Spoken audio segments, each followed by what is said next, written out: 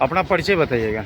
मैं चोलामंडलम का एरिया क्षेत्रीय विधिक प्रबंधक हूँ और यहाँ गौरीचक थाने में कल एक फ्रॉड किस्त वसूलने वाला पकड़ा गया है, उसी सिलसिले में आया हूँ।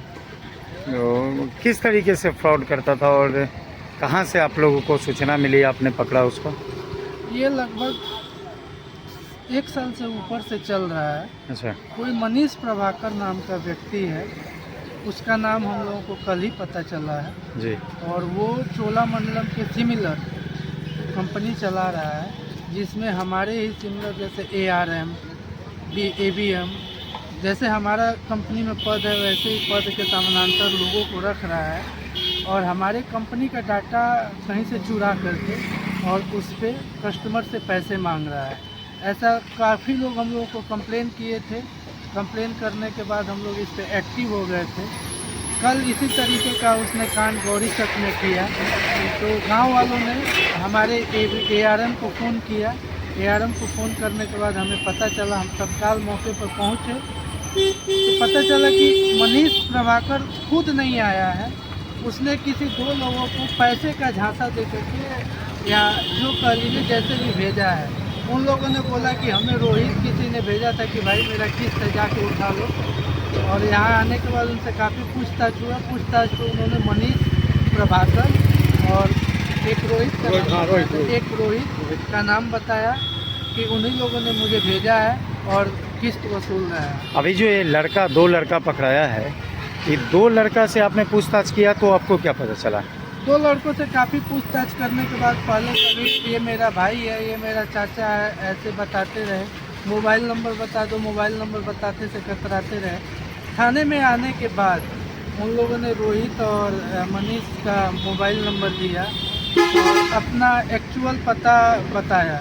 एक्चुअल पता बताने से डर रहे थे, जब थाने में उनसे सख्ती बरता गया तो आधार कार्ड दिए जो कंप्लेन में लिखा हुआ है, जिससे उनका एक्चुअल पता चला। और पता चलने के बाद उनसे काफ़ी पूछताछ किया जाता रहा, पर वो बताने से हिचकते रहे। उनके पेरेंट्स भी आए हुए हैं और आपसे बार बार रिक्वेस्ट कर रहे हैं, तो पेरेंट्स से आपने भी पूछने का प्रयास किया, क्या वो आप पहले से इन्वॉल्व थे या पहली बार था उनका? सर ये तो जांच का विषय है, ये थाना जांच करेगा कि ये पहली बार है या आगे। पेरेंट्स मिले थे, हमने पेरेंट्स से कहा कि भाई अगर आप लोग इन्वॉल्व नहीं हैं तो जो आपको भेजा है कम से कम उसको तो सामने करो। तो पेरेंट्स बोलते हैं हमारा काम नहीं है, वो पुलिस का काम है, पुलिस करेगी। मतलब किसी न किसी तरीके से हमें तो संलिप्तता लग रही है। अगर वो निर्दोष है तो जो उनको भेजा है उनका पता बताने में, उनको यहाँ तक लाने में उनको क्या तकलीफ है, पर उस नाम पे वो भग जा रहे हैं। नहीं, ये पुलिस का काम है, हमारा काम अभी थाना प्रभारी अरुण कुमार यहाँ है, तो उन लोगों ने, थाना प्रभारी ने आपको क्या आश्वासन दिया इन दोनों के विषय में? इन दोनों के साथ क्या किया जाएगा अभी? वो जांच का विषय, थाना प्रभारी साहब अपना काम कर रहे हैं, जांच कर रहे हैं। मतलब अभी चालान करेंगे उसको? वो चालान करेंगे या कर दिए हैं ये मुझे नहीं पता है, पर वो जांच कर रहे हैं, FIR लिखे हुए हैं और नियमता जो होगा उसके अनुसार वो करेंगे। उन्होंने ऐसा हमारे चैनल के माध्यम से आप अपने कस्टमर, जो चोलामंडलम के कस्टमर और भी कस्टमर है, उनको क्या कहना चाहेंगे आप? मैं यही कहूँगा कि भाई ऐसे फ्रॉड कॉल से सावधान रहिए। कोई भी अगर आपसे पैसा मांगने चोलामंडलम के नाम पे आता है, उन्हें पैसा मत दीजिए। एक डिजिटल मोड हमारे पास है, हमारे एरिया मैनेजर हैं, हमारे बिजनेस मैनेजर हैं, हमारे रीजनल रिकवरी मैनेजर्स हैं।